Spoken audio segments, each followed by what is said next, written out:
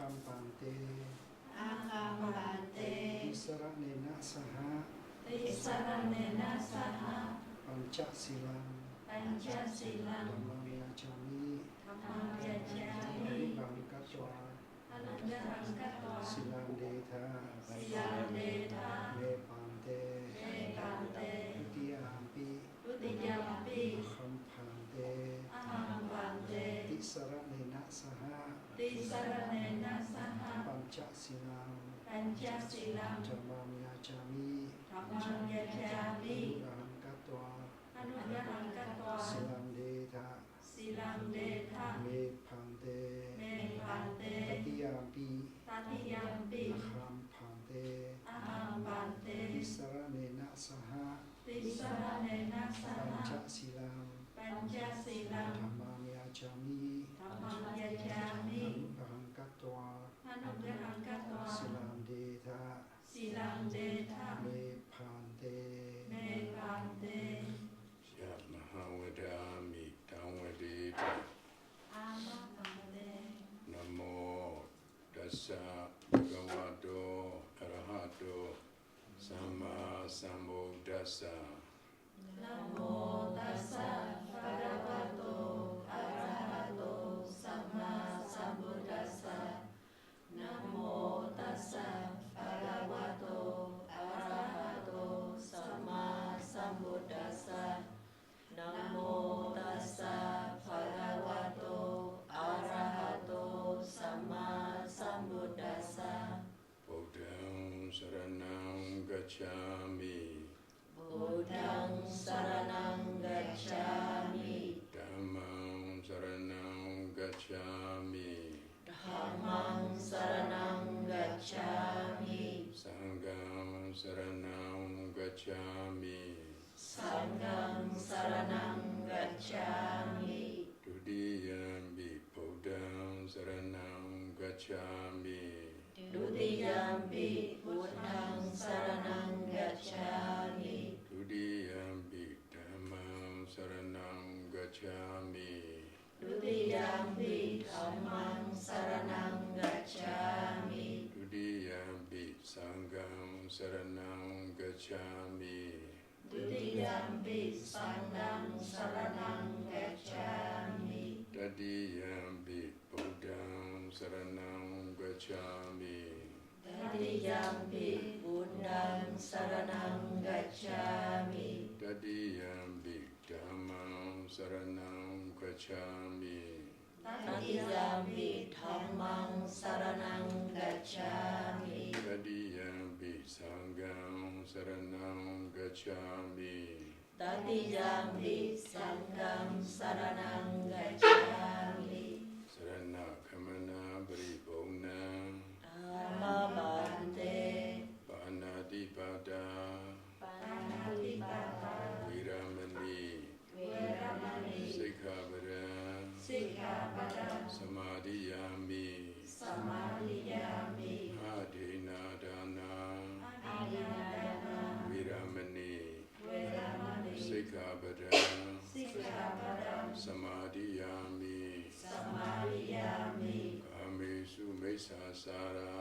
กาเมสุเมชฌาจารา วิรามณี เวรมณี สิกขาปะทัง สิกขาปะทัง สมาธิยามิ สมาธิยามิ มุสาวารา มุสาวาทา วิรามณี เวรมณี สิกขาปะทัง สิกขาปะทัง สมาธิยามิ สมาธิยามิ สุรามิรยา สุราเมรยา มัจจา มัจฉา สมาดฐานา ปมาดาทานา วิรามณี เวรมณี สิกขาปะทัง สิกขาปะทัง สมาธิยามิ สมาธิยามิ อัปปมาเดนะสัมปาเดธา อามาปันเต Side devotee would like to listen some advice from Saido how to practice in daily life for the upasaka upasika, and then they would like to ask some question. Saido will answer. And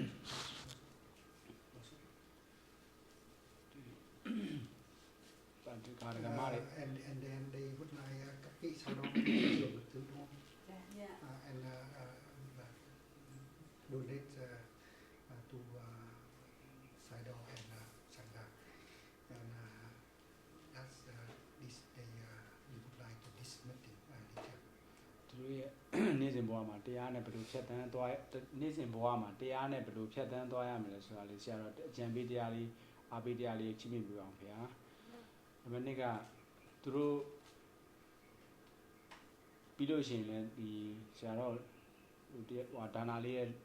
question အမေးဖြေလုပ်ပြီးသွားလို့မေးဖြေလေးလည်းနည်းနည်းလုပ်ပါအောင်မယ်ခင်ဗျာနောက်ပြီးရင်လူဒါနာလေးတစ်ခုလုပ်ပြီးဒီနေ့ပြီးပါပြီခင်ဗျာ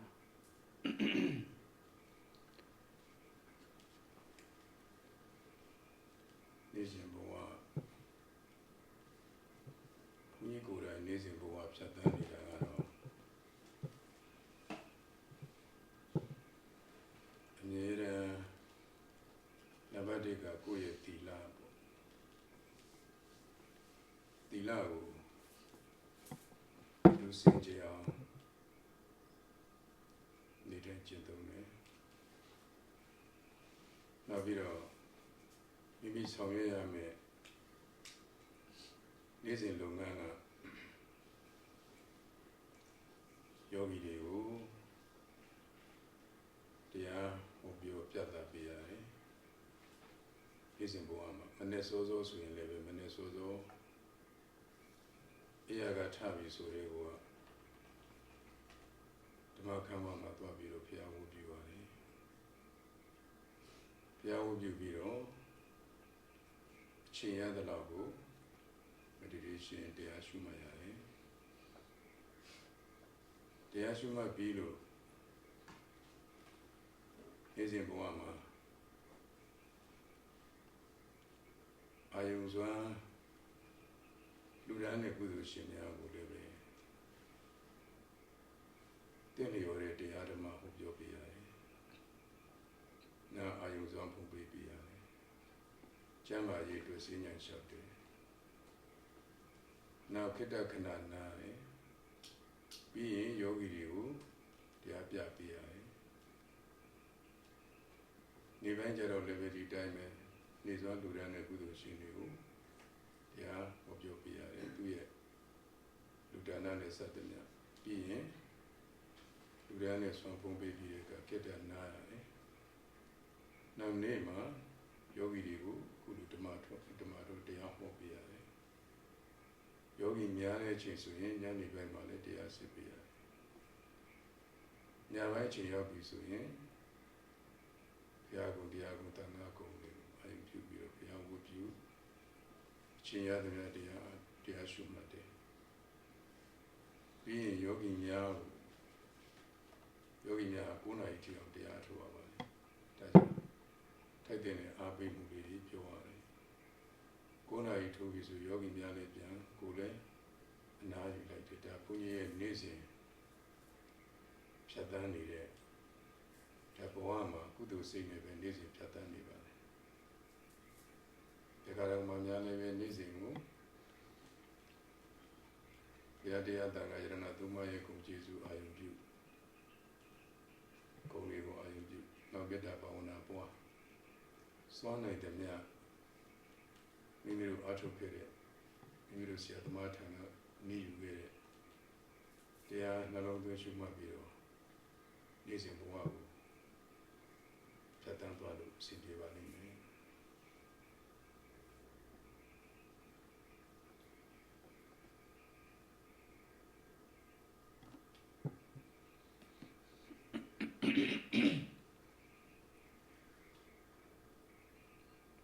For yogis, Sayadaw said he will compare with his daily life duties. For him, always in your life, the most important is you have to keep your sila to be purified. Then for him, sila is his life. Then, as soon as he woke up in the morning, and then first his duty to go to the Dhamma hall, and then chanting, sharing merits, and then praying to the Buddha. Then, if you got time, practice meditation about half an hour every morning with the Sangha together. Then he goes for lunch, he goes for breakfast for the donor, whoever donate for the breakfast, and then he preached the Dhamma talk, related Dhamma talk about breakfast donation. Afterward, he had the breakfast. Then he just practiced walking meditation after breakfast. Then he goes to Dhamma hall for the yogi to preach morning Dhamma talk. Then from 9 to 10:30, this is for your shower, for your health. Time for your health. Then Sayadaw, same thing for the lunch donor. He preached the Dhamma talk, related Dhamma talk for them. After 12 to 1, Sayadawji take a nap, take a rest. Then 2 o'clock,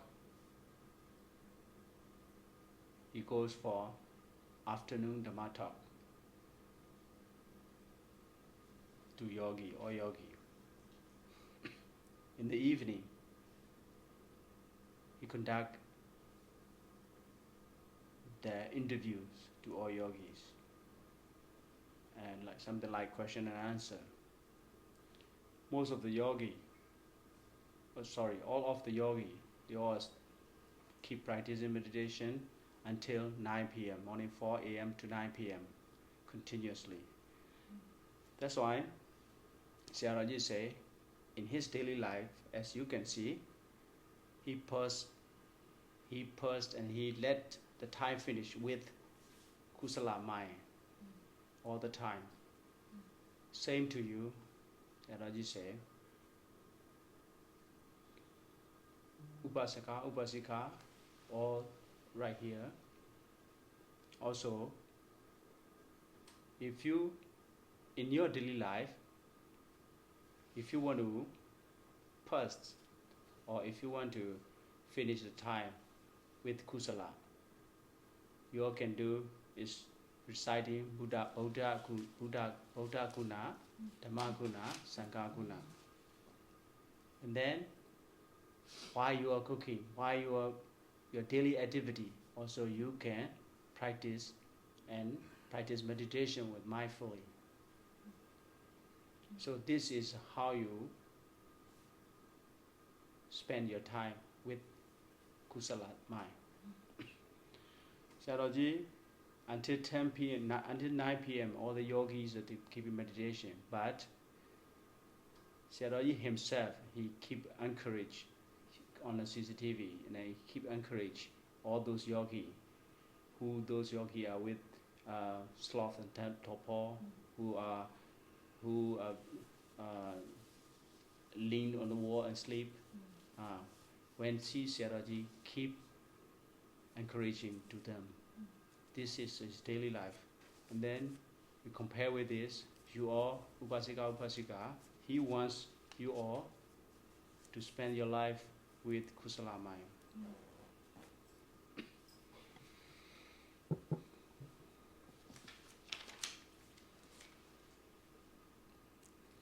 Đối với những hành giả hay là đối với những người cư sĩ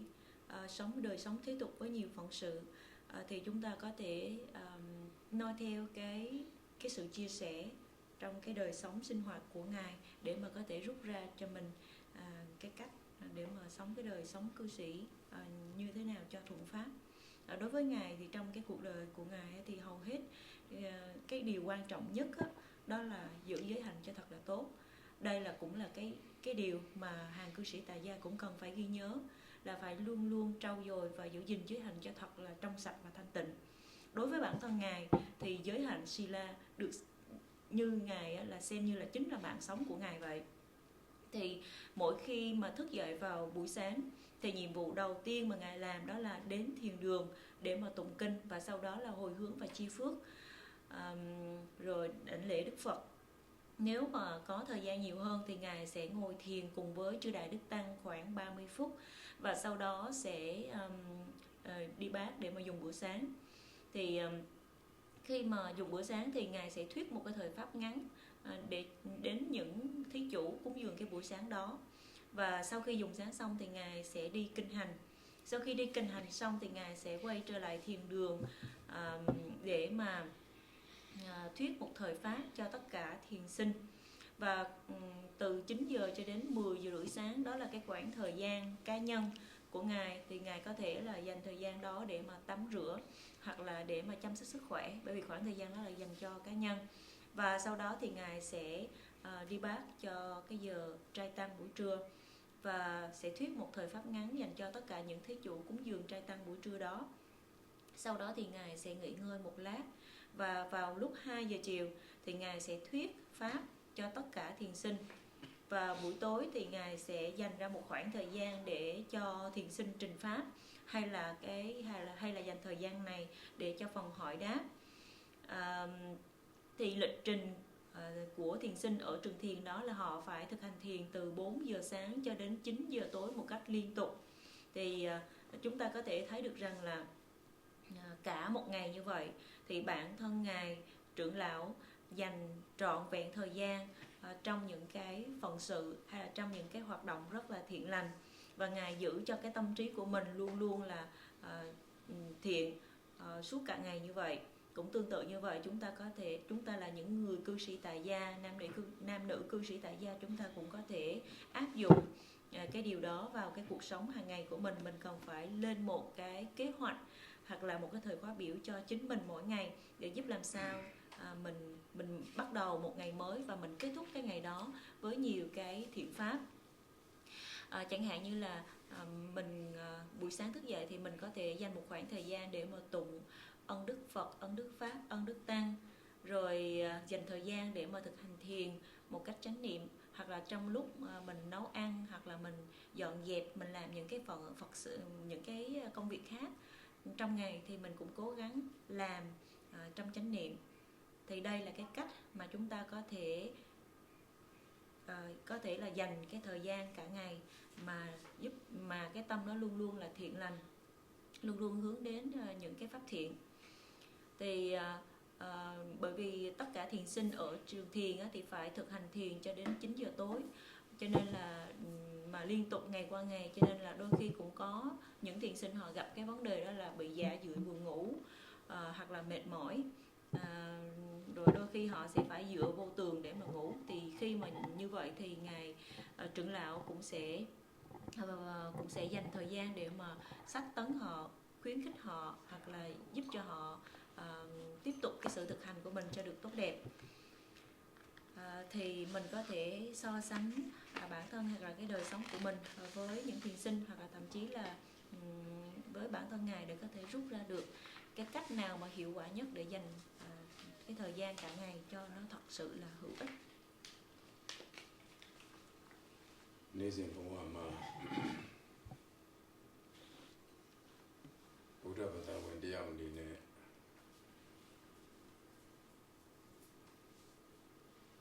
ဖြတ်သန်းရမယ်ဆိုရင်တော့ဒါနကောင်းမှုစွမ်းနိုင်တယ်များပြုပါမယ်။သီလမိမိတို့ရဲ့ဒီမှာ၅ပါးသီလဆောင်တင်ထားတယ်၅ပါးသီလခါအောင်ဆိုပဲလို့မြင်ရမယ်။စွမ်းနိုင်တယ်များမိမိဘာဝနာသမထဘာဝနာဖြစ်စေဝိပဿနာဘာဝနာဖြစ်စေပွားများအားထုတ်နေမယ်ဆိုရင် တာမန်ဗုဒ္ဓဘာသာဝင်တရားအနေနဲ့ဆိုရင်ဒီလောက်ဆိုပြည့်စုံနေပြီလို့ပြောရမှာသို့တော့ဘုန်းကြီးတို့ကိုယ့်အတွက်ကိုတနေ့တာအတွက်အကျိုးရှိအောင်နေမယ်ဆိုရင်တော့ကာလိနဓမ္မတဝနာ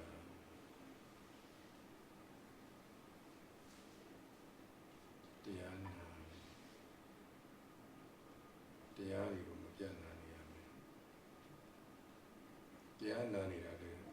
ကုသိုလ်စိတ်တွေပဲဖြစ်နေတယ်လေဒါကိုယ့်ရဲ့ဘဝမှာဒါကုသိုလ်စိတ်လေးနဲ့ဖြတ်သန်းနေတာလေကိုယ်အလတ်တဲ့အချိန်လေးကာလိနဓမ္မတဝနာကိုယ်အလတ်နေတဲ့အချိန်လေးကိုလကားအပျော်ပါးတဲ့အချိန်ပြုံးနေတရားနာကာလိနဓမ္မတာကိစ္စခုလိုအချိန်ခါတဲ့အခါတာကိစ္စဆိုတာဝရှင်နေပေါ့မေးတာဘာသာတရားဆွေးနွေးတာတကယ်တော့တရားဟာတွေမဟုတ်ဘူးကိုအားထုတ်ထားတဲ့တရားလေးတွေကိုအမှန်မှန်သိရအောင်မို့ဆွေးနွေးတာဓမ္မတာကိစ္စကာလိနဓမ္မတနာ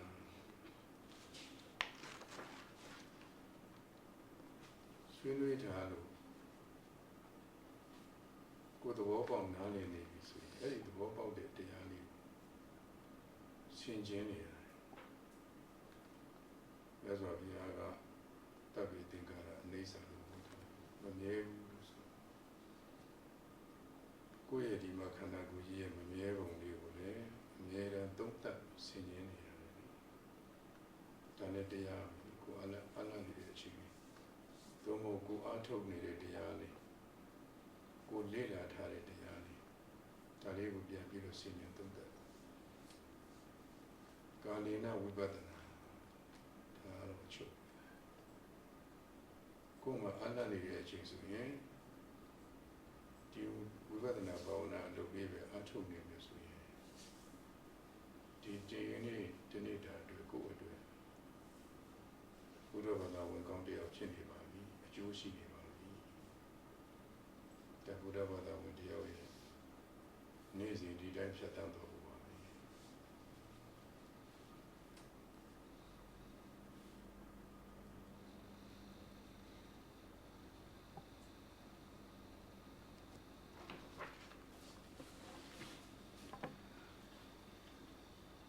In your daily life, as Buddhism, especially as a Buddhism,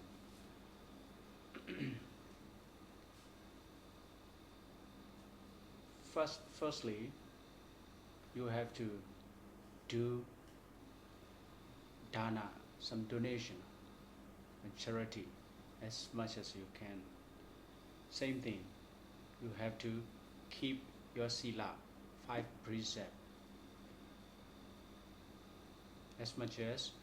you can. For the meditation, is it samatha, either samatha or vipassana meditation? 2, as much as you can practice. This is just a normal Buddhism. I'll keep doing. So for those Buddhism is something higher than a normal. What should you do? For number 1, Kalina Dhamma Savana. It means listening Dhamma talk continuously if you feel free. And then if you are listening Dhamma talk continuously, you create your mind with kusala all the time. Instead of you enjoying. Number 2, Kalena Dhammasakisa means discussion about Dhamma is to discuss, not other thing. Discuss about your experience when you practice meditation.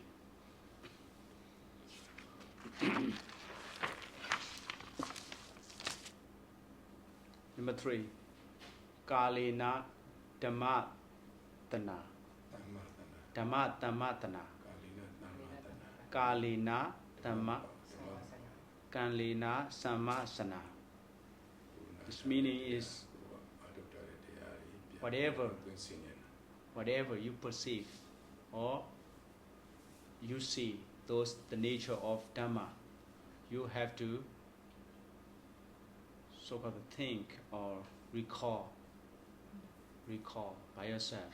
by mindfully. This is a kind of your mind calmness.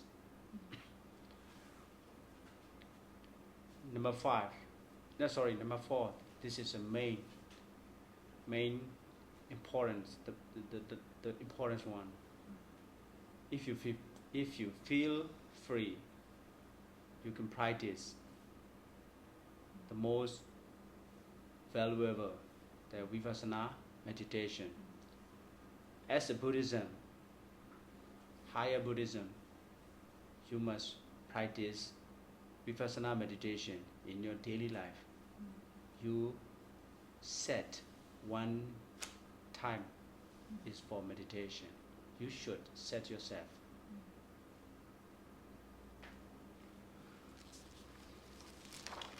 Trong cái cuộc sống hàng ngày của quý vị Phật tử cư sĩ nơi đây, đặc biệt là những người Phật tử, thì điều đầu tiên chúng ta cần phải làm đó là sự bố thí cúng dường, sự cho đi nhiều như mà chúng ta có thể. Và đồng thời thì chúng ta cần phải giữ gìn giới hạnh, đặc biệt là 5 giới cho thật là trong sạch,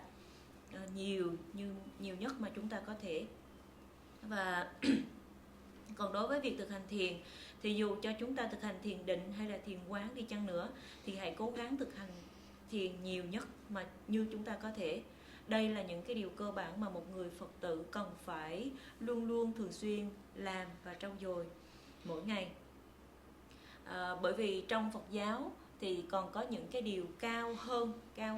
thượng hơn, tốt lành hơn rất nhiều mà chúng ta cần phải vun bồi và trưởng dưỡng. Điều đầu tiên đó là lắng nghe Pháp khi mà chúng ta có thời gian rảnh. Và khi mà chúng ta lắng nghe Pháp thì chúng ta tạo cho tâm có cái thói quen là an trú trong những trạng thái tâm thiện liên tục, thay vì là dành cái khoảng thời gian rảnh đó để mà tận hưởng những cái dục lạc giác quan. Điều thứ hai đó là chúng ta bàn luận hay là thảo luận về Pháp, thay vì là tám chuyện hoặc là buông những hoặc là nói phím luận, hoặc là nói những cái vấn đề mà nó không có đem lại cái ý nghĩa hay lợi ích gì. Chẳng hạn như nếu mà chúng ta thực hành Pháp, thực hành thiền thì chúng ta có thể thảo luận, chia sẻ về những cái kinh nghiệm mà chúng ta có được trong lúc thực hành thiền như thế nào. Điều thứ ba đó là bất cứ cái điều gì mà chúng ta kinh nghiệm, chúng ta ghi nhận, chúng ta thấy thì hãy cố gắng hướng tâm về Pháp, về những cái đặc tính của Pháp, và những cái điều, và hãy cố gắng duy trì cái nội tâm đó là định tĩnh và bình an. Và điều cuối cùng cũng là cái điều quan trọng nhất, đó là nếu mà chúng ta cảm thấy mình có thời gian rảnh rỗi, hãy dành cái khoảng thời gian đó để mà thực hành thiền. Bởi vì thực hành thiền là cái điều đem lại cái lợi ích hay là cái giá trị to lớn nhất, đặc biệt đó là thiền quán Vipassana. Bởi vì cái mục đích tối thượng hay là cao cả nhất trong Phật giáo đó là cái thiền quán Vipassana. Và tất cả chúng ta phải thực hành thiền Vipassana trong cái cuộc sống hàng ngày của mình. Mình cần phải dành ra một cái khoảng thời gian, lên cái kế hoạch, dành ra một khoảng thời gian cố định mỗi ngày để mà cho việc thực hành thiền của mình.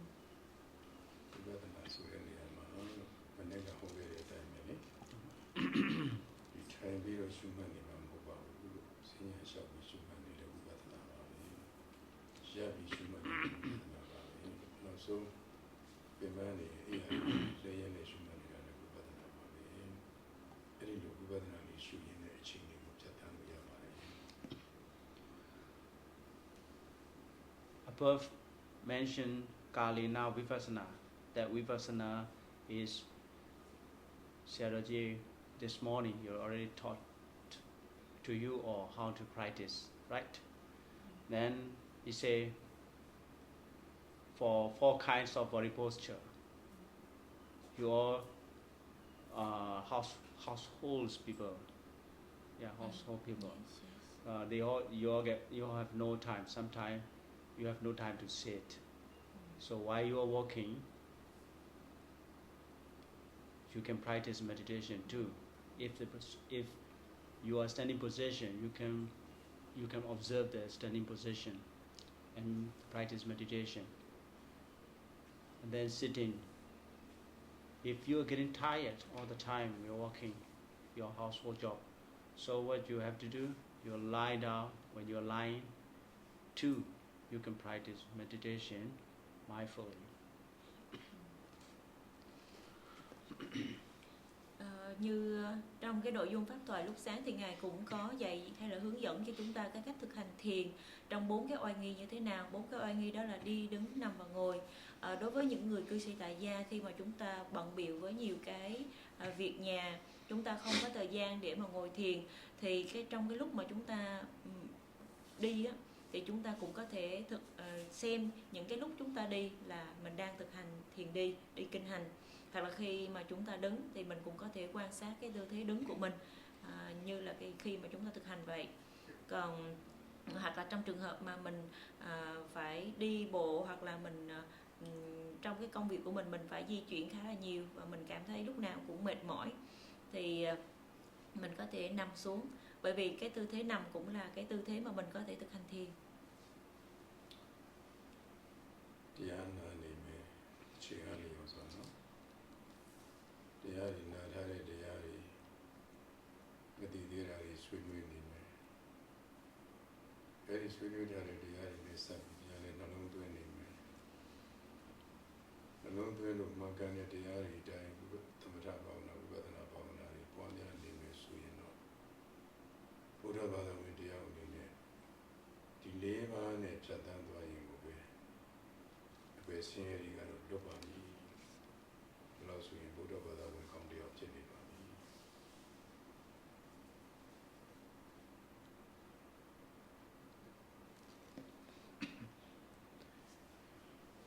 Occasionally, either one of the above 4, so Kalina, Dhamma, above 4 effects. Either one, Kalina Dhamma Tavana, so listening Dhamma talk, and then another one is discussion Dhamma, and then you recall what you have perceived while you are practicing meditation, and then one is practicing meditation. Above these four facts, occasionally if you got time, either one you keep practicing you will become a good Buddhism. It's good enough to be a good Buddhism. And then practice meditation is the most essential. What Sayadaw urged your yogi.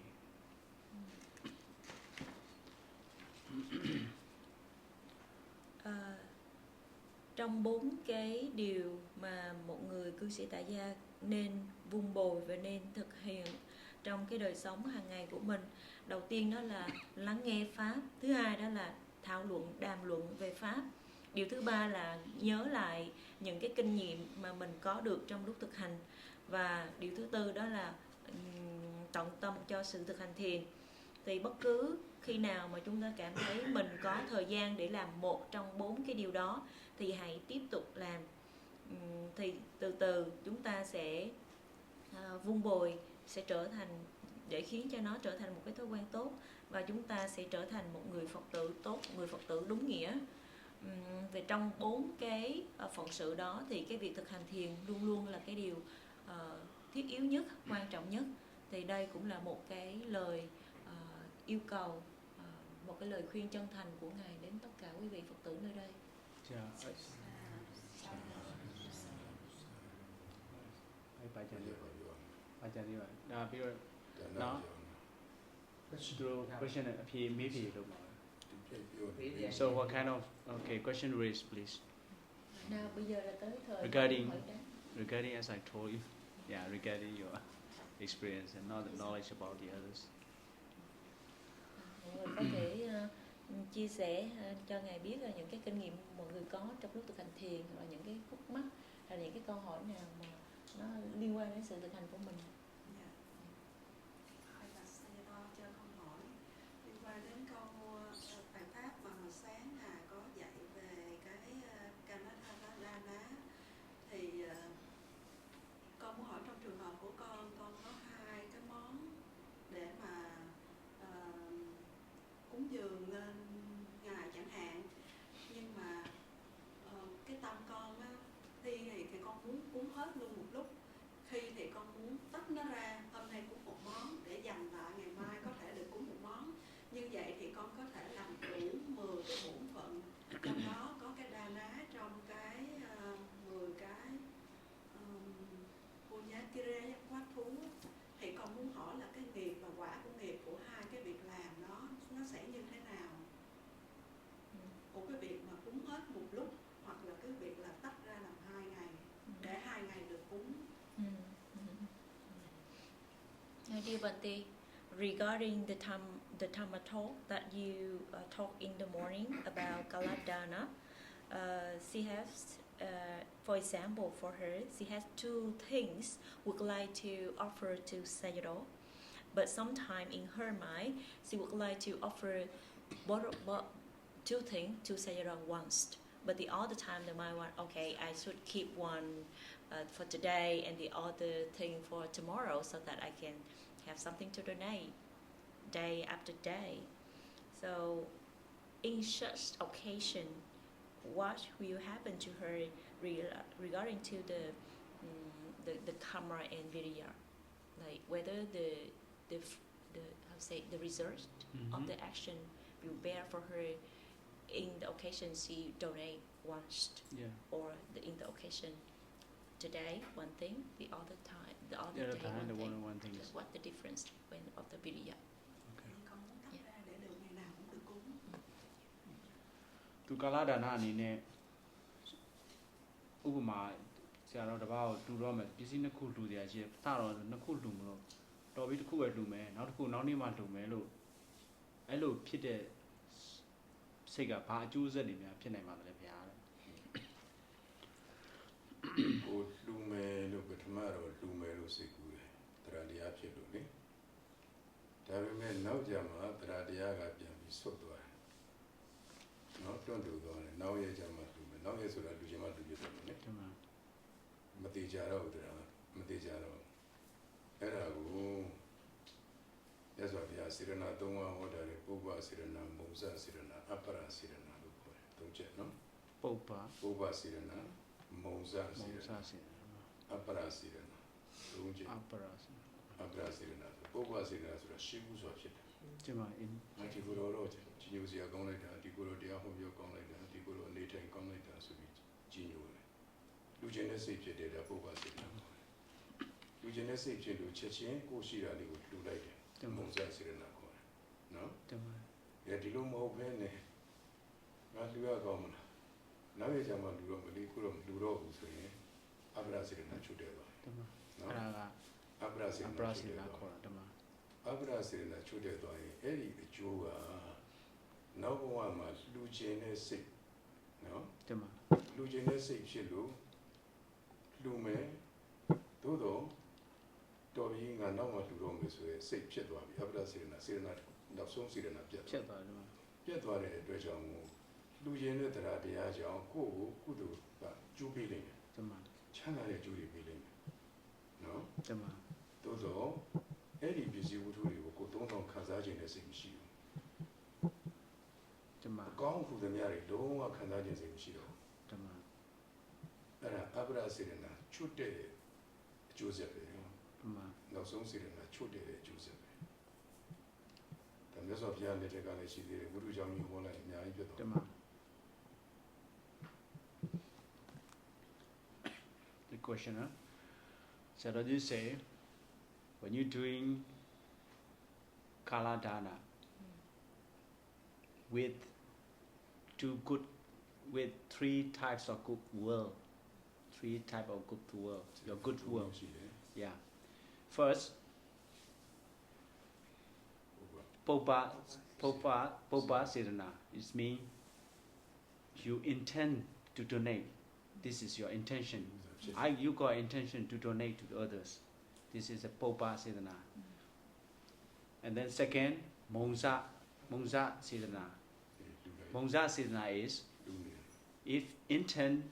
you got intention, immediately you donate to him. You decide one or two things. You already intended. That's why you immediately you donate. This is a Mongsa, goodwill. And then the last one is Apara. Apara is what you feeling is Apara.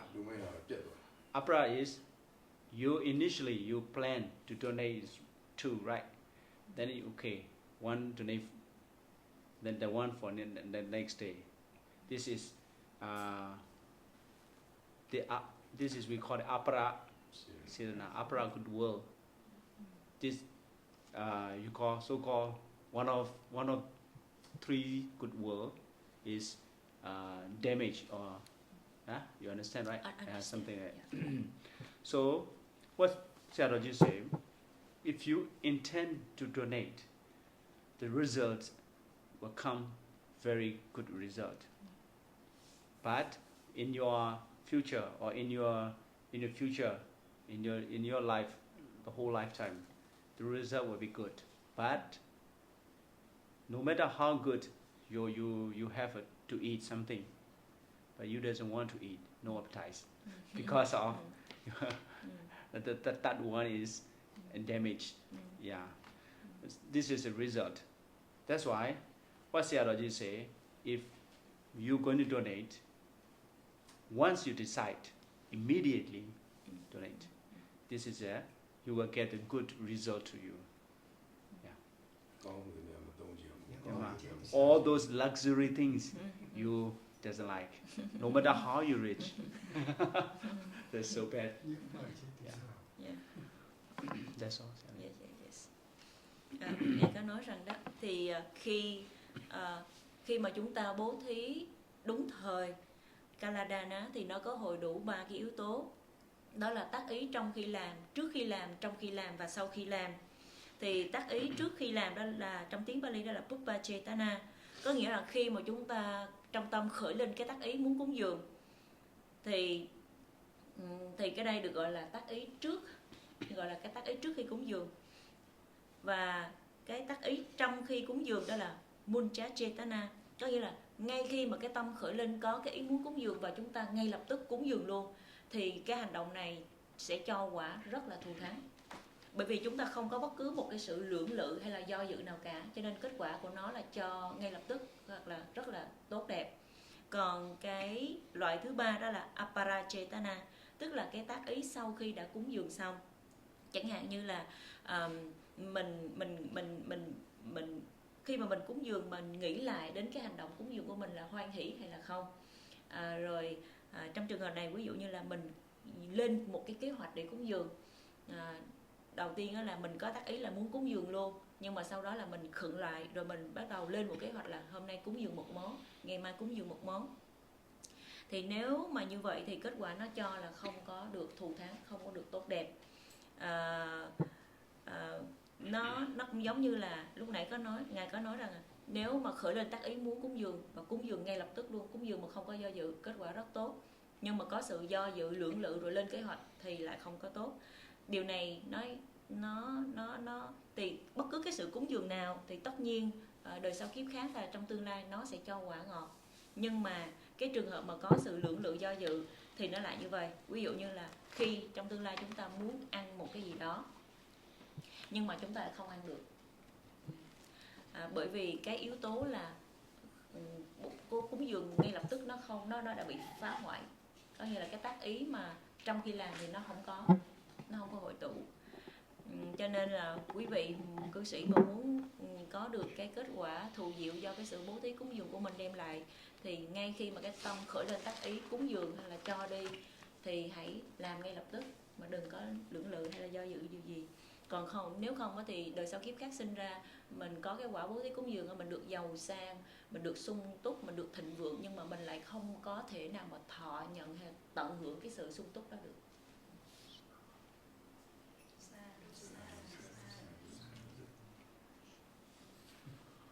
Hỏi thứ hai con xin hỏi là sáng nay cách nói về cái cách hành thiền đó, thì để mà hành thiền có được cái sát na định Khanika Samadhi á, thì rất là khó. Nhưng mà một khi con có rồi á, thì nó lại nhanh chóng nó bị mất đi. Thì xin Ngài chỉ cho con cái cách mà để tu tập để mà giữ được cái định nó được lâu dài, cái cách mà để phát triển cái Bhavana. And her second question regarding the meditation. So in Vipassana meditation, we need to develop Khanika Samadhi, momentary concentration. And it's really hard to develop Khanika Samadhi. And why we develop it already, it's easy to lose. So how to practice meditation, or how to maintain the Khanika Samadhi that we have already attained Yes. for a long time to develop the Bhavana.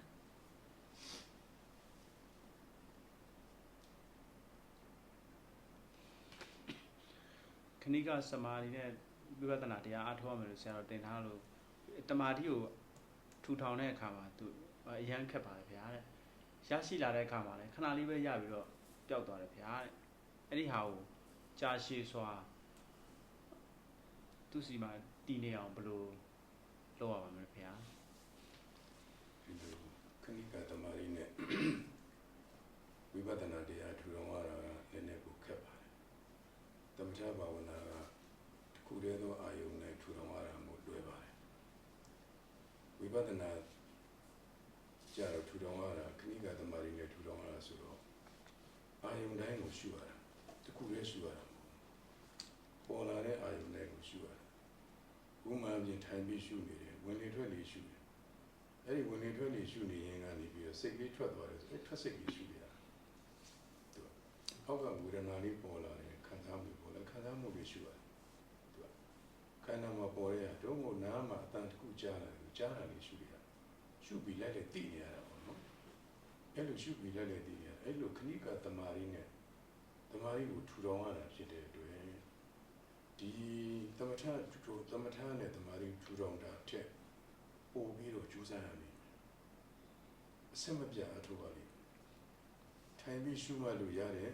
ခဏိကတမာရီလေးဟာရတဲ့ကံမှာလည်းပဲရှုမှတ်မှုလေးနဲ့ရရမယ်သွားတဲ့ကံမှာလည်းပဲရှုမှတ်မှုလေးနဲ့သွားရမယ်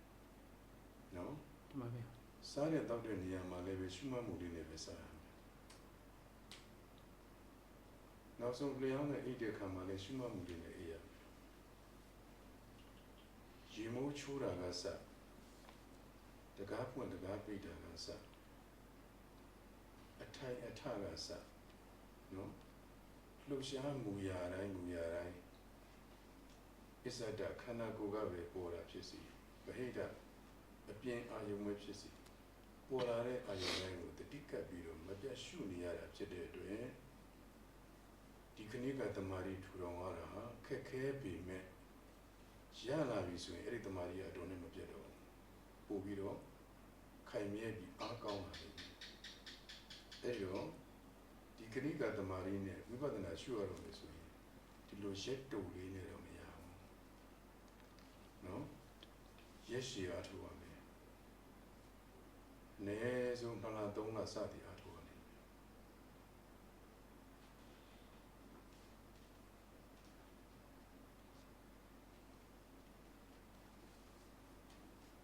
အဲ့ဒါတော့ကြိုးစားအားထုတ်မှ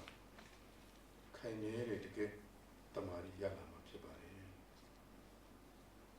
အဲ့ဒီတမာရီရမှာတစ်ဆင့်ဥပဒနာညာဖြစ်မှာပါ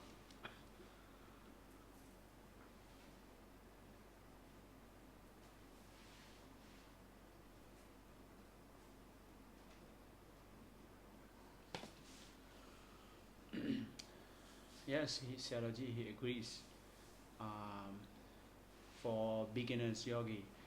who, while you're practicing meditation, to develop or to build up your Khanika Samadhi is very difficult. It's correct. But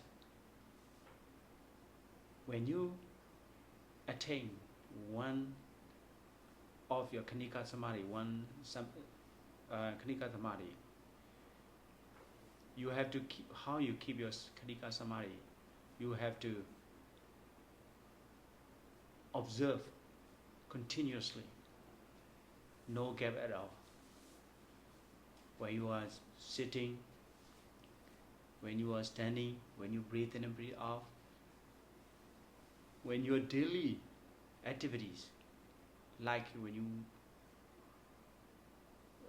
you are using the restroom, when you are taking a shower, whichever movement, what Sayadaw say,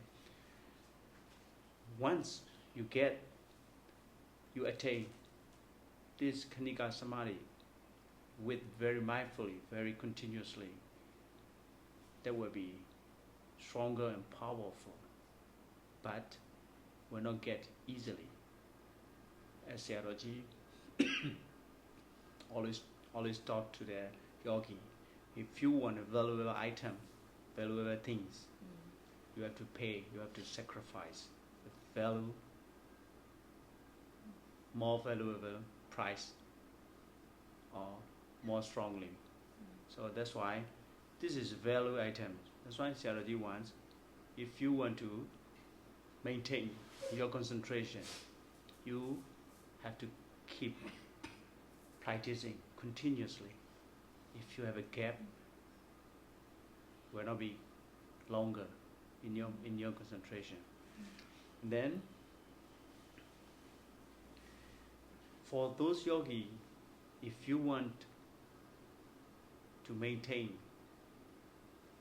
your Khanika Samadhi and your Vipassana Jnana, not only short time meditation is not enough for us ordinary. If you depends on your wisdom, at minimum 2 months or 3 months, you have to practice continuously. You will perceive, you will know it. So when you get the Samadhi, Khanika Samadhi, very quickly you will improve your Vipassana Jnana by practicing continuously. Ngài đồng ý với một cái điều đó là cái sắc na định Khanika Samadhi rất là khó để mà đạt được, nhưng mà khi mà có rồi thì sẽ dễ mất. Và khi mà chúng ta đã đạt được cái trạng thái gọi là đạt được cái sắc na định á, thì chúng ta phải cố gắng hết sức để mà duy trì hay là giữ cái định này bằng cái việc là quan sát liên tục hay là thực hành liên tục, quan sát bất cứ một cái điều gì nó diễn ra một cách liên tục mà không có bất cứ một cái khoảng hở nào xen vào. Trong lúc chúng ta đi, đứng, nằm, ngồi, trong lúc chúng ta thở vào, thở ra, trong lúc chúng ta làm những cái hoạt động trong đời sống thường nhật, hoặc là trong lúc đi vệ sinh, trong lúc tắm rửa, hoặc là trong tất cả những cái cử động, những cái oai nghi của mình. Một khi mà chúng ta đã có được hay là phát triển được cái sắc na định rồi, hãy cố gắng duy trì cho nó luôn được tiếp tục. Thì lúc bấy giờ cái năng lực của sắc na định nó sẽ trở nên mạnh mẽ hơn, sẽ trở nên thù thắng hơn. Cũng giống như ở ngoài đời, khi mà chúng ta muốn mua một cái gì đó mà nó có giá trị, nó đắt tiền, thì chúng ta phải trả rất là nhiều tiền cho cái món đó. Thì cũng tương tự như vậy, sắc na định là một cái điều mà rất là có ý nghĩa và nó giá trị rất là lớn. Cho nên là chúng ta cũng phải cố gắng để mà thực hành, để mà phát triển được nó. Và sau khi đã phát triển được sắc na định rồi, thì chúng ta phải nỗ lực để mà duy trì cho nó đừng có bị mất. Nếu mà chúng ta làm được cái điều đó là luôn luôn quan sát tất cả mọi thứ trong tất cả mọi oai nghi mà không có khoảng hở nào, thì cái định sắc na định đó sẽ được duy trì một cách lâu hơn. Đối với những thiền sinh á, mà muốn phát triển và duy trì cái sắc na định hay là phát triển và duy trì những cái tầng tuệ giác thì điều bắt buộc là phải thực hành thiền một cách miên mật, tối thiểu đó là 2 đến 3 tháng. Và tùy theo cái mức độ trí tuệ của mỗi người mà cái khoảng thời gian để phát triển sắc na định này nó sẽ lâu hay là mau. Thì phải thực hành thiền một khoảng thời gian mà gọi là thực hành thiền một cách miên mật thì chúng ta sẽ gặt hái hay là chúng ta sẽ biết được cái kinh nghiệm khi mà sắc na định nó xuất hiện như thế nào. Và khi mà chúng ta đã phát triển được sắc na định rồi thì nó sẽ trợ duyên hay là giúp chúng ta phát triển hay là khai mở các cái tầng tuệ giác vipassana.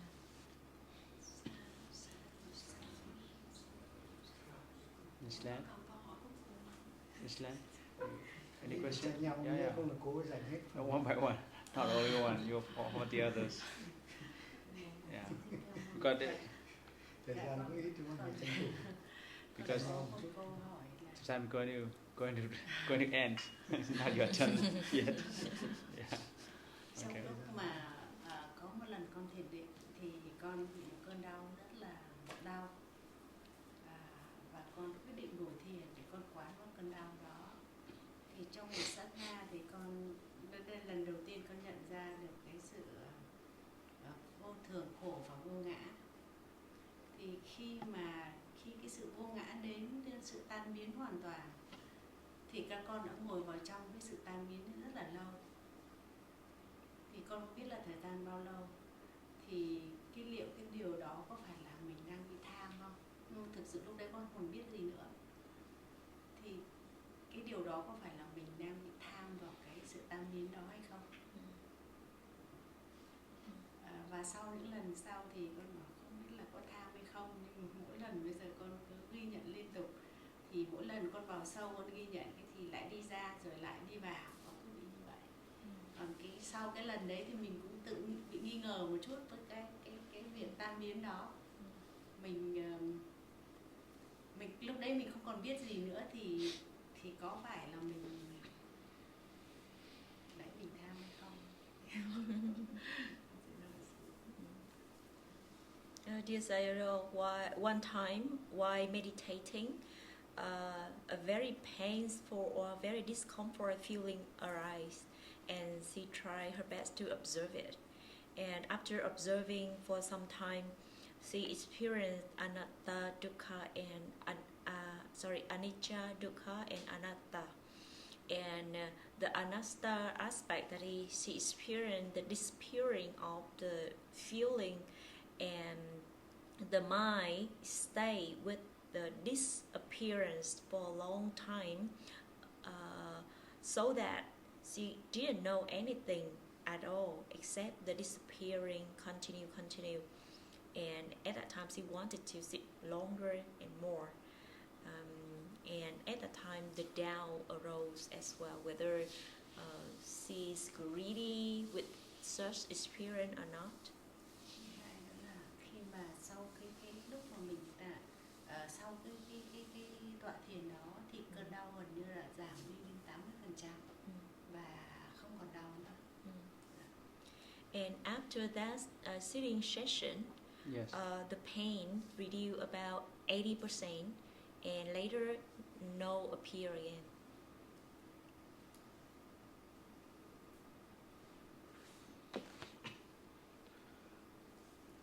But I'm also theထိုင်တဲ့အခါမှာသူလုံးဝမစထိုင်တော့မတက်မတာနဲ့တော်တော်ဝေဒနာတွေအရင်ပြင်းထန်ပါတယ်ဗျာတဲ့သူတခြားရှုမှတ်လိုက်တဲ့အခါကျတော့ဝေဒနာတွေကပျောက်သွားပြီးတော့မမြဲတာတွေပါတယ်သူစိတ်ထဲမှာမြင်လာပါတယ်ဗျာတဲ့အိဋ္ဌဒုက္ခအနတ္တကိုမြင်လာပါတယ်ဗျာတဲ့နောက်ပြီးတော့အဲ့ပျောက်သွားတဲ့ဝေဒနာတွေတော်တော်နဲ့ပြန်မလာဘဲနဲ့တရားထိုင်လို့လည်းရမ်းကောင်းသွားပြီးတော့ဆက်ထိုင်ခြင်းစိတ်တွေဖြစ်လာပါတယ်ဗျာတဲ့နောက်ပြီးတော့ဝေဒနာကလည်း80%လောက်ကိုမပေါ်တော့ထင်ရှားတော့ပဲနဲ့တရားထိုင်လို့ကောင်းမှတ်လာပါတယ်ဗျာတဲ့အဲ့ဒါလေးရှောက်တာပါဗျာ ဒီဝဒနာတရားအားထုတ်လို့တတိသမารီတွေအ ကောင်ထက်တန်စွာရလာပြီဆိုရင်အဲ့ဒီရလာတဲ့ပုဂ္ဂိုလ်ဟာဝေဒနာကိုလည်းပဲရှုမှတ်နိုင်တယ်။လုံမြောက်အောင်လည်းရှုမှတ်နိုင်တယ်။ရှုမှတ်နိုင်တဲ့အတွက်ကြောင့်ဝေဒနာရဲ့မမြဲပုံကိုသိလာတယ်။အဲ့လိုအနေစာမမြဲတာကိုသိရင်ဟိုဘက်ကဒုက္ခနဲ့အနတ္တဆိုတာကမမြဲဘူးဆိုတာကဖြစ်လိုက်ပြလိုက်ပြီအနေစာအဲ့ဒီမမြဲတာခန္ဓာကိုယ်ကြီးပေါ်မှာဖြစ်သမျှတွေအားလုံးကပေါ်သမျှထင်ရှားတဲ့အာယုန်နဲ့အာယုန်နဲ့ဟာဖြစ်လိုက်ပြတ်သွားလိုက်ဖြစ်လိုက်ပြတ်သွားလိုက်ဒါပဲရှိ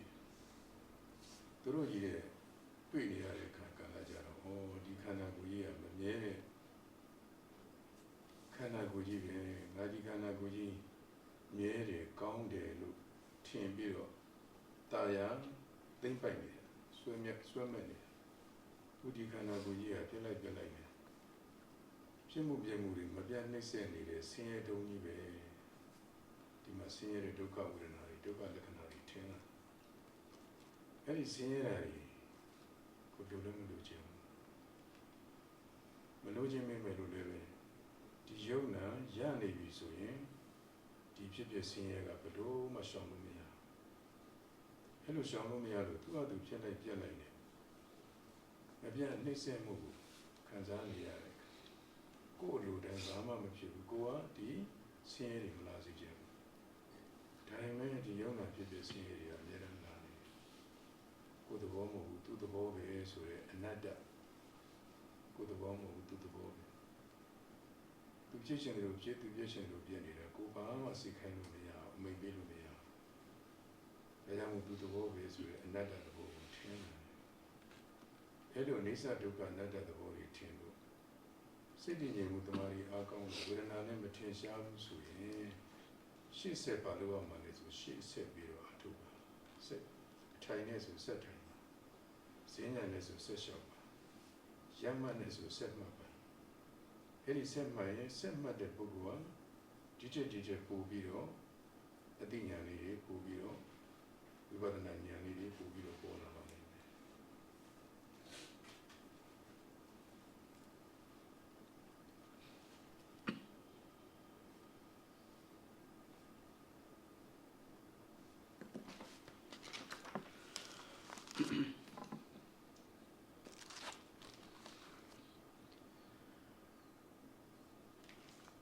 So for the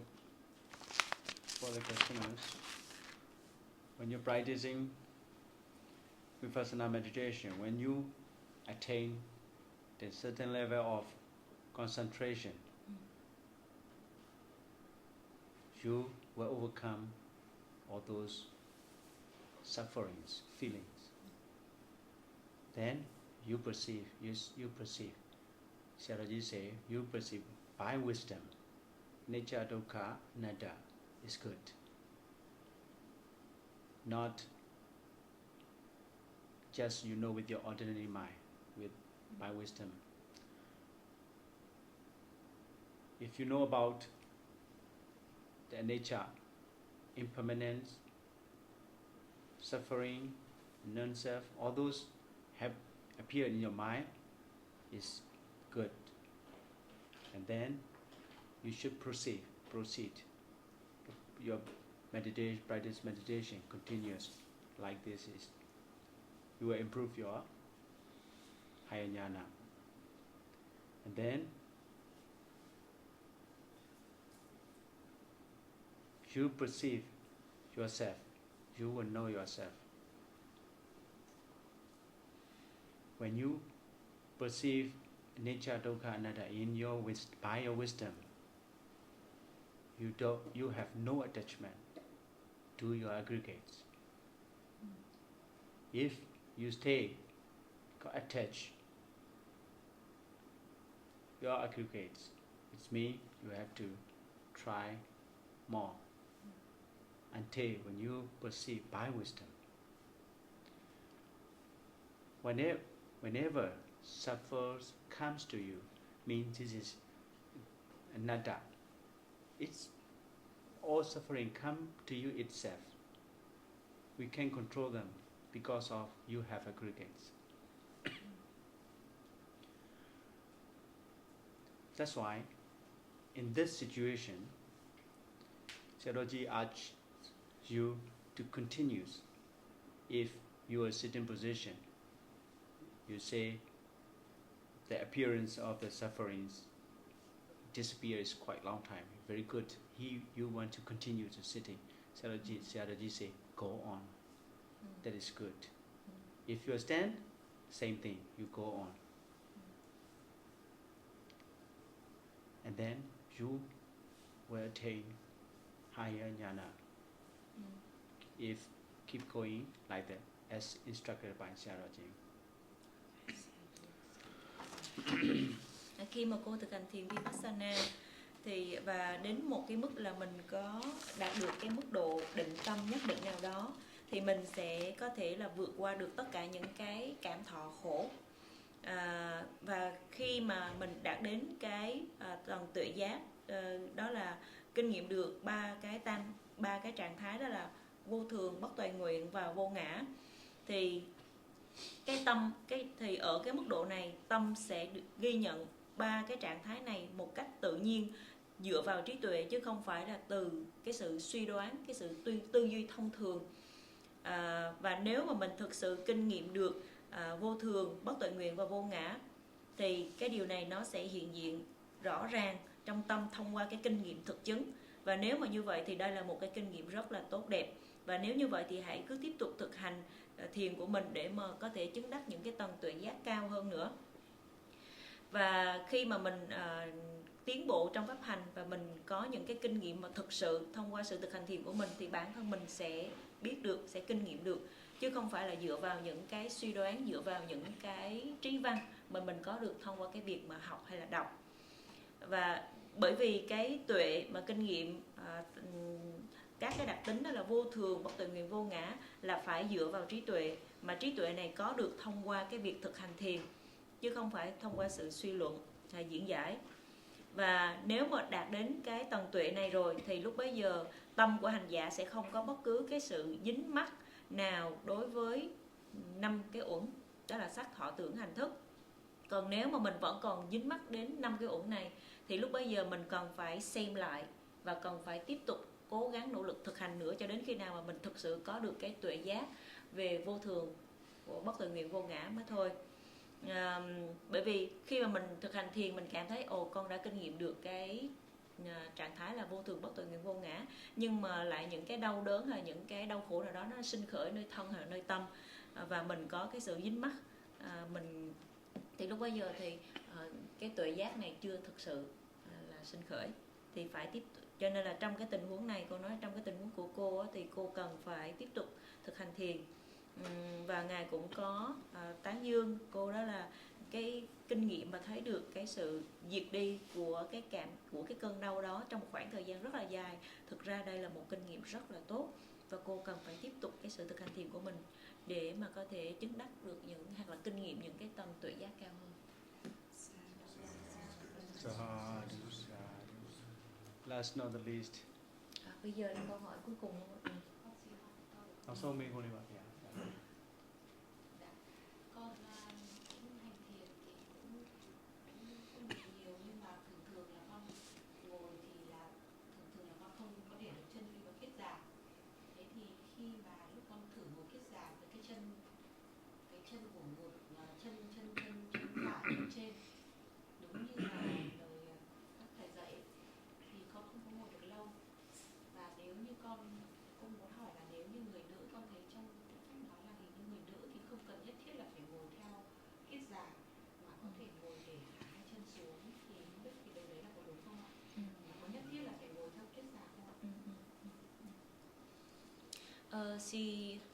She doesn't practice meditation much, but however, whenever she meditates, she sits in crossed legs. That can help her maintain the posture for longer time. However, if he put her right leg above the left legs, she couldn't sit for a long time. So, and as far as he know, for the female yogi, they shouldn't, that it's not necessary or compulsory for them to sit in cross-legged posture. Is that true? Like we can put all the two legs down Yeah. on the floor. Is that correct? Yes, let me check. Okay. Câu hỏi con làm thế nào và nếu mà phải ngồi viết dài làm thế nào để cho mình đỡ bị đau ạ? And if they want to sit in cross-legged posture, how to maintain that posture for a long time? Yes.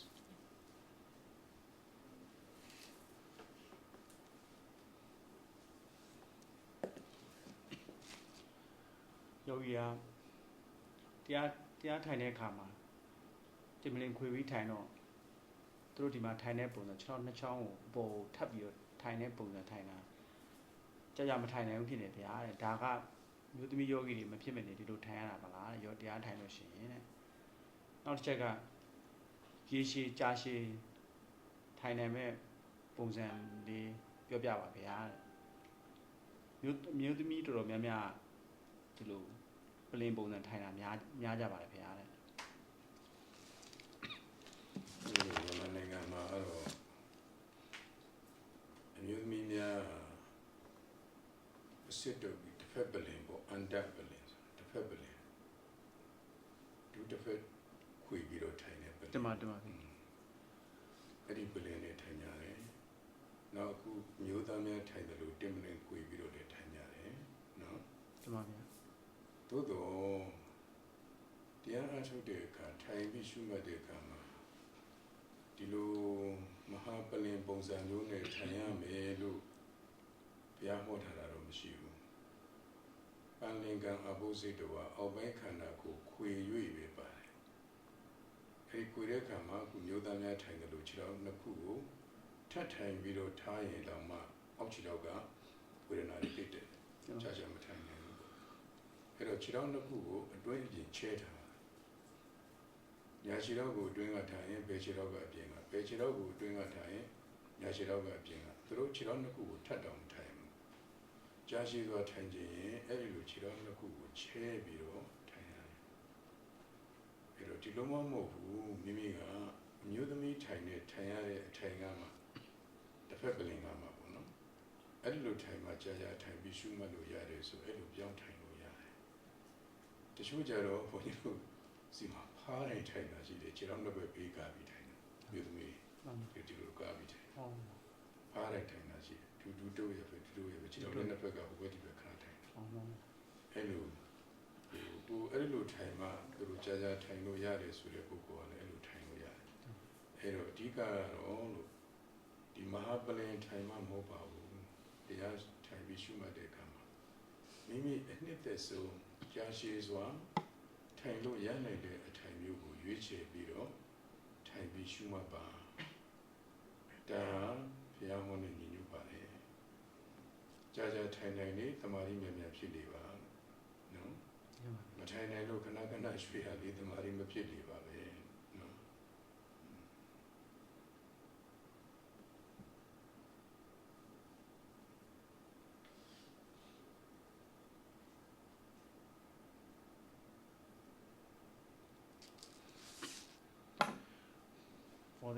For the questioners, in Myanmar, most of the yogi, female yogi, Sayadaw taught to them either they got two body posture. According to the Buddha teaching, your lower body must be the cross position, mean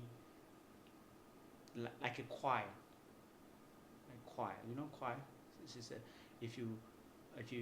put the hose, you know, long hose, you choir like that. Okay. Something like that. You have to choir. Your body must be the cross-leg position. Then, for the girl, this is a half cross position for girl. So he allows to you, or one more is Sayadaw instructed to all yogi to less suffering. Like Sayali said, you have to separate our two legs. Do not stack on each other. Yes, exactly. That like that is reduce your suffering. Sayadaw say, any position is comfortable for you as long as you're sitting. It's good. Can practice. Because if you sit that cross-leg too tight position, you have to change which one is comfortable for you. You just change it and practice it. It's rather than you keep changing because of disturb your concentration. That's why Sayadaw allows you whichever your position, as long as your body is cross right. Yeah. As Buddha's teaching, we are the same. Nothing changed. That's why half portrait, half this the cross leg is. If it's good for you, just keep going. In Myanmar, some yogi they are spreading their their leg very widely to prevent. Yeah, so wide. Yeah, to prevent. Wider than you. I don't know how they. Yeah. Sayadaw say, no, that's too much. But this is comfortable for me, Sayadaw. Okay, keep going. Yeah. So that's why. Yeah. That's why. Whatever your position, you keep will be maintain your concentration. So concentration, and once you get a stronger concentration, you will attain the higher level of jnana. Vipassana jnana.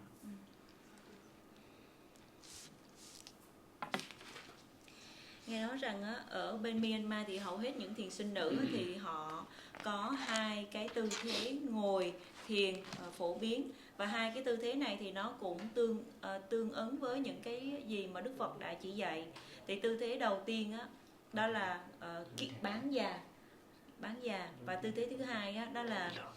ngồi chân trước chân sau, để hai chân đều chạm hết xuống sàn, nhưng mà một chân ở phía trước, một chân ở phía sau, hay được gọi là tư thế ngồi miến điện. Thì khi mà mình ngồi thiền thì cố gắng làm sao để mà khóa lại cái tư thế ngồi cho thật là vững. Bởi vì khi mà cái tư thế của mình nó vững vàng thì nó mới có thể giúp cho tâm nó an trụ vào đề mục một cách tốt đẹp. Thì đối với cái tư thế ngồi mà ít đau hơn thì đó là ngồi hai cái chân hoàn toàn tách biệt ra, một chân ở phía trước, một chân ở phía sau, giống như cái tư thế mà cô đang ngồi vậy đó. Bởi vì cái tư thế này thì sẽ giúp cho cái chân nó không có bị nghẽn, hoặc là không có bị ích tắc, gây cái áp lực lên chân khác. Đây cũng là cái tư thế rất là phổ biến ở Miến Điện.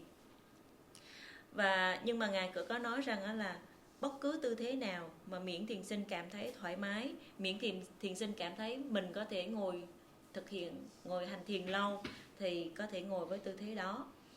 Bởi vì nếu mà mình ngồi tư thế kiết già thì lúc bấy giờ là hai cái chân nó quá chặt với nhau, và nó sẽ khiến mình là luôn luôn trong cái tình trạng là cái tư thế nào nó sẽ phù hợp cho mình đây, rồi mình sẽ liên tục thay đổi tư thế. Và khi mà liên tục thay đổi tư thế như vậy thì nó sẽ ảnh hưởng đến cái sự phát triển tâm định. Cho nên là miễn chừng nào mà mình cả cái cơ thể của mình cảm thấy thật là thoải mái với bất cứ cái tư thế ngồi nào, thì hãy cứ ngồi tư thế đó, không có vấn đề gì cả. Có thể chọn tư thế bán già, có thể chọn tư thế ngồi chân trước chân sau. Mình thấy thoải mái với tư thế nào thì đều ổn hết, Ngài cho phép hết. Ở Myanmar thì cũng có nhiều thiền sinh họ ngồi cái tư thế là chân trước chân sau, nhưng mà khoảng cách hai chân thì rất là rộng, để mà ngăn ngừa cái sự đau mỏi chân. Thì Ngài thấy vậy, Ngài nói là không đừng có ngồi vậy, ngồi cái khoảng cách của hai chân quá là rộng. Nhưng mà họ đã nói, nhưng mà thưa Ngài ơi, con ngồi vậy con thấy thoải mái dữ lắm. Thì Ngài nói thôi, nếu vậy thì cứ ngồi đi, cứ tiếp tục. Cho nên Ngài nói tóm lại là bất cứ tư thế nào mà thiền sinh cảm thấy thoải mái, có thể duy trì được cái sự thực hành thiền của mình, để có thể phát triển được sự định tâm, thì hãy ngồi như vậy. Bởi vì cái tư thế ngồi nó đóng cái vai trò quan trọng trong cái việc giúp cho thiền sinh phát triển được tâm định. Bởi vì khi mà có định tâm rồi thì mới có thể giúp cho thiền sinh phát triển được những cái tầng tuệ giác cao hơn. any our section by saying sadhu. Cũng có một cái sự nhắc nhở đó là khi mà ngài trả lời xong một câu hỏi nào đó thì mình nên nói là sadhu sadhu sadhu để mà tán thán, để mà tri ân cái sự giảng dạy của ngài. Và sau khi mà ví dụ như ngài hay là sau khi kết thúc cái sự chuyển ngữ mà mình hiểu thì mình sẽ sadhu để mà tri ân ngài. When you recite the Metta Sutta.